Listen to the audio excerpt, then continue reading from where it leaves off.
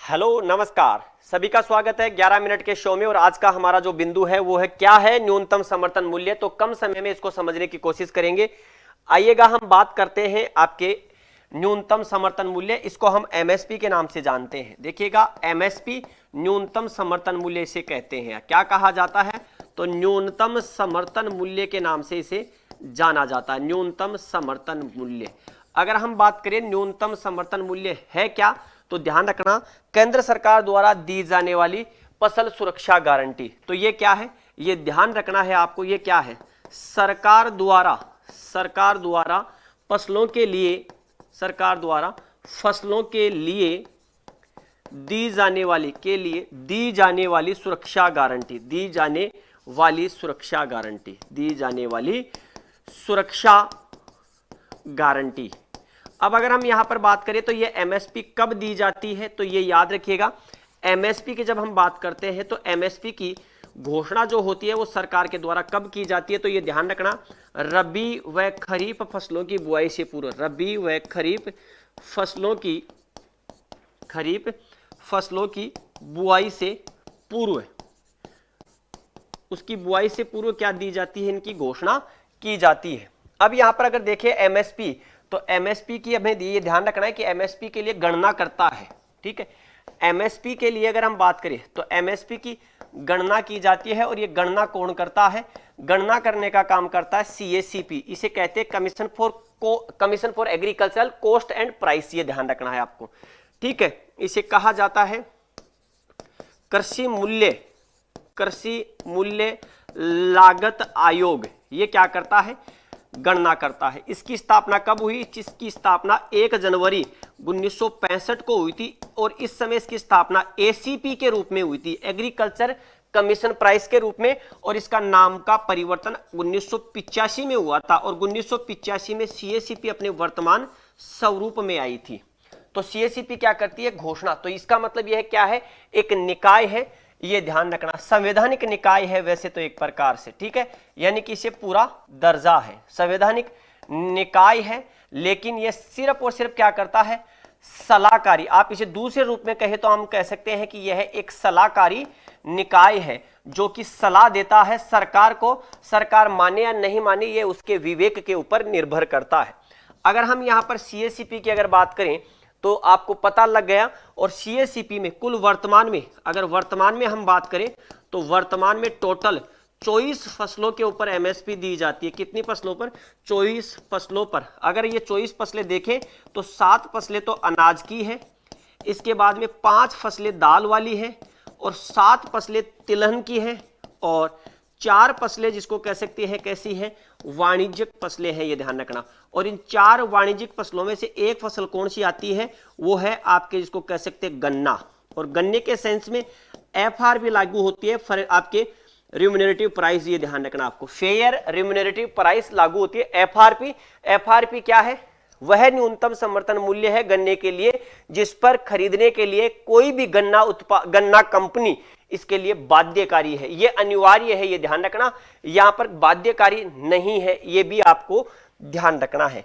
अब अगर हम यहां पर बात करें इसकी वर्तमान के सिनेरियो के सेंस में, तो देखिएगा, वर्तमान में जो आपके एनडीए सरकार है, वर्तमान में एनडीए सरकार ने अपने बजट 2018 और 19 में, 2018 और 19 के बजट में पहली बार क्या किया गया? आपके 1.5 गुना एमएसपी लागू की गई, 1.5 गुना एमएसपी लागू की गई। तो आपसे सवाल ये पूछ लिया जाए कि वर्तमान में एमएसपी मिलती है तो किसी भी फसल का 1.5 गुना हमें प्राप्त होती है। अब हम ये देखें कि एमएसपी की गणना जो होती है वो वर्तमान में कौन से फॉर्मूले पर होती है? तो एमएसपी की गणना जिस सूत्र पर होती है वो होती है आपके, जिसको कहा जाए तो ये ध्यान रखना है, कौन से सूत्र पर गणना होती है, हमें ये ध्यान रखना है आपको। तो देखिएगा, AF प्लस C2 के रूप में हम देखते हैं, ये ध्यान रखना। अब यहां अगर हम बात करें तो ये ध्यान रखना है हमें कि AF प्लस C2 ये क्या होता है, ये इंपॉर्टेंट बिंदु हमारे लिए हो जाता है, इसका ध्यान रखना है आपके।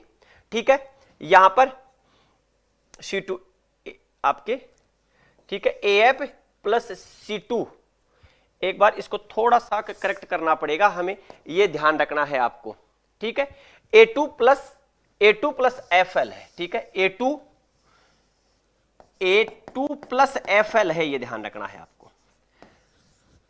आपके जो CF है इसके ऊपर तो आपके क्या रहता है, विवाद रहता है, जिसको C2 के रूप में देखा जाता है। तो अगर हम यहां पर देखें कि आखिरकार A2 और FL है क्या, तो ये भी दोनों हमारे लिए इंपॉर्टेंट बिंदु हो जाते हैं, ये ध्यान रखना है आपको, ठीक है भाई, इसका ध्यान रखना है आपको। अब यहां अगर A2 की बात करते हैं जैसे, तो A2 क्या है ये देखना है हमें। तो A2 में जैसे आपके क्या है, बीज है, आपका बुआई की लागत है, आपका उर्वरक है, ठीक है, इस पर ये जो लागत आती है इसको शामिल किया जाता है A2 में। और आपके FL जो होती है, इस FL में क्या होता है, FL में अगर हम देखें तो FL में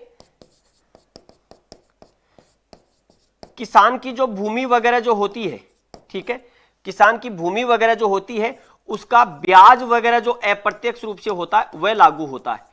अब किसानों की मांग रहती है C2 की, कि C2 को लागू किया जाए। अब C2 होता क्या है, तो इसमें किसान की जो खुद की लागत है, ठीक है, किसान की जो खुद की लागत है, किसान की जो खुद की मजदूरी है, ठीक है, वो इस पर क्या है, लागू की जाए। तो ये वर्तमान में लागू नहीं है, वर्तमान में A2 प्लस FL लागू है। A2 में आपके जो भूमि में बुआई करने के लिए जो भी खर्च आता है, जैसे ट्रैक्टर का हो, बीज का हो, खाद का हो, उर्वरक का हो, पेस्टिसाइड्स का हो, वो सारा इंक्लूड होता है। और F2 FL में क्या होता है, जैसे हमारी जो सोइल है, जो मृदा है, उस मृदा की कॉस्ट क्या होगी, उस सेंस में उसको लागू किया जाता है। किसानों की मांग है कि C2 को लागू किया जाए, ये ध्यान रखना आपको। C2 क्या है, जैसे किसान आपके खेत में, मैं अगर मजदूरी कर रहा हूं, मैं किसान हूं, तो मेरी मजदूरी को भी क्या किया जाए, इसके अंतर्गत इंक्लूड किया जाना चाहिए। ये बेसिकली आपके, तो ध्यान रखना, गणना कौन करता है CACP की, गणना करने के लिए तो आपके CACP है। और अगर हम घोषणा की बात करें तो घोषणा केंद्र सरकार के द्वारा की जाती है, साल में 2 बार। किसके द्वारा, केंद्र सरकार के द्वारा। इसका जो इकोनॉमिक जो आपके मिनिस्ट्री है वो इसकी करती है। अब यहां पर साल में 2 बार, तो हम यहां पर वर्तमान में देखिए कौन कौन सी MSP है। ये आपके MSP वर्तमान की है, रबी के लिए 24-25। तो रबी की 6 फसलें हैं, ये ध्यान रखना आपको। रबी की कितनी है, रबी की फसलें पूछ ले तो 6 है, और खरीफ की 14 फसलों पर होती है। 14 और 6 22, 14 और 6 20, और 4 आपके दूसरी कमर्शियल वाली है। तो गेहूं की MSP 23-24 में 2125 थी, वर्तमान MSP इसकी 2275 रुपए है, ये ध्यान रखना आपको। जो कि MSP 1850 है 24-25 के लिए। चने के लिए MSP कितनी है, 5440 है। मसूर के लिए MSP 6425 है। रेपसीड और मस्टर्ड के लिए 5650 है, और कुसुम के लिए 5800 रुपए क्या है MSP आपको दिखाई देगी। तो सबसे ज्यादा जैसे क्या है 102% के रूप में गेहूं में बढ़ा है, तो 1275 रुपए। अब कुछ राज्य अपनी तरफ से इस पर क्या करती है, बोनस भी देती है, ये ध्यान रखना। तो जो बोनस देती है वो राज्य सरकार के द्वारा दिया जाता है। जैसे वर्तमान में गेहूं में बात करें तो 2275 प्लस कोई राज्य अगर सब्सिडी दे रहा है तो 100 रुपए, तो वो आपके प्लस हो जाता है एक्स्ट्रा। कब की है घोषित MSP 24-25 की, और अब रबी सीजन चल रही है, इसकी पहले ही क्या है डिक्लेयर हो चुकी थी। तो ये ध्यान रखना। उत्पादन लागत पर, तो लागत का 1.5 गुना MSP दी जाती है, ध्यान रखना आपको। क्या है, लागत का 1.5 गुना, ठीक है। अब अगर हम आगे की ओर बात करें तो ये आपके कुछ मुख्य क्रॉप्स हैं जो कि 19 जून 2024 को आपके डिक्लेयर की गई थी आपके खरीफ के लिए। तो खरीफ में अगर फसलें पूछ ले तो खरीफ में कितनी, 14 फसलों पर MSP दी जाती है, ये ध्यान रखना। बाकी कमर्शियल वगैरह रह जाती है। तो ये देखिएगा, ये आपके 24 और 25 की 13-14 के साथ कंपेयर किया गया। तो धान सामान्य के लिए 2300, धान ग्रेड 1 2320, जवार हाइब्रिड 3371, जवार 3421, बाजरे के लिए 2625 है, रागी के लिए 4290 है, मक्का के लिए इसको कैसे 2225 है, तुअर दाल के लिए 7550 है, सूरजमुखी के लिए 7280 है। कुल मिलाकर के क्या करते हैं, ये आपके MSP की कुछ जो घोषणाएं की गई उनकी बात है। अब हम अगर यहां पर देखें संक्षिप्त के रूप में MSP क्या है, तो सुनिएगा, मिनिमम सपोर्ट प्राइस वह न्यूनतम समर्थन मूल्य है जिसके लिए केंद्र सरकार के द्वारा खरीफ और रबी की फसलों की बुआई से पहले क्या की जाती है, घोषणा की जाती है कि हम न्यूनतम समर्थन पर फसलों को खरीदेंगे। इसलिए किसान को फसल के बोने से पहले ही उसकी फसल का एक मूल्य का आइडिया मिल जाता है, अर्थात यह एक फसल सुरक्षा गारंटी है।